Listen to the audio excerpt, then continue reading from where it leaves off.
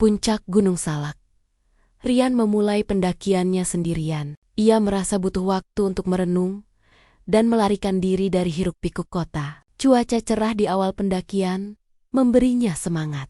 Namun, saat ia semakin mendaki, kabut tebal mulai turun, menyelimuti hutan pinus dan menutupi jalurnya. Angin berembus kencang, membawa serta hawa dingin yang menusuk tulang. Hanya kabut biasa, gumam Rian, mencoba meyakinkan dirinya.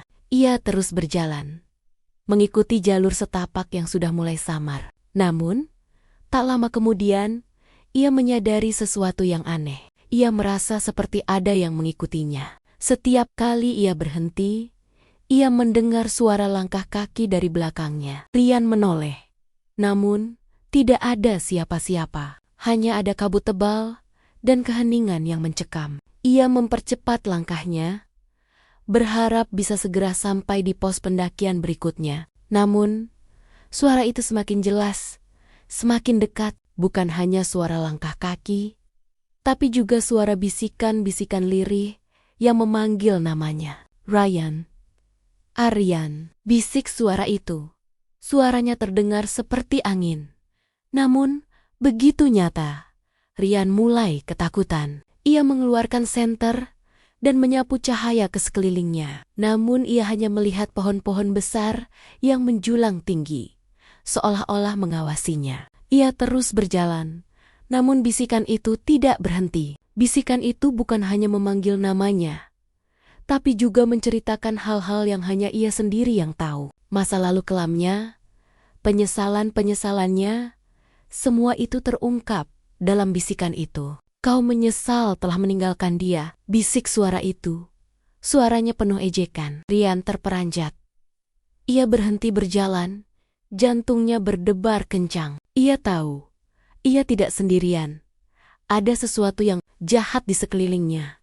Sesuatu yang tahu segalanya tentang dirinya. Malam itu, Rian memutuskan untuk mendirikan tenda. Ia tidak berani melanjutkan perjalanan. Ia menyalakan api unggun, berharap cahayanya bisa mengusir kegelapan. Namun, api itu tidak memberikan kehangatan. Udara di sekitarnya terasa dingin, dan bisikan-bisikan itu semakin kuat. Kau tidak bisa lari dariku, bisik suara itu.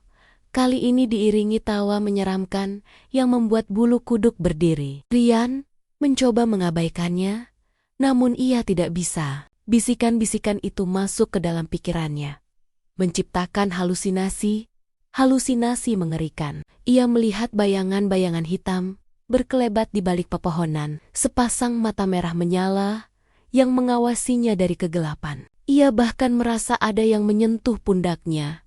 Namun saat ia menoleh, tidak ada siapa-siapa. Ia tahu, ia tidak akan bisa tidur malam itu. Ia hanya bisa duduk di dekat api unggun, menunggu pagi datang, berharap matahari bisa mengusir kegelapan dan teror yang menyelimutinya. Keesokan harinya, Rian bangun dengan tubuh lemas dan mata merah. Ia tidak tidur sama sekali.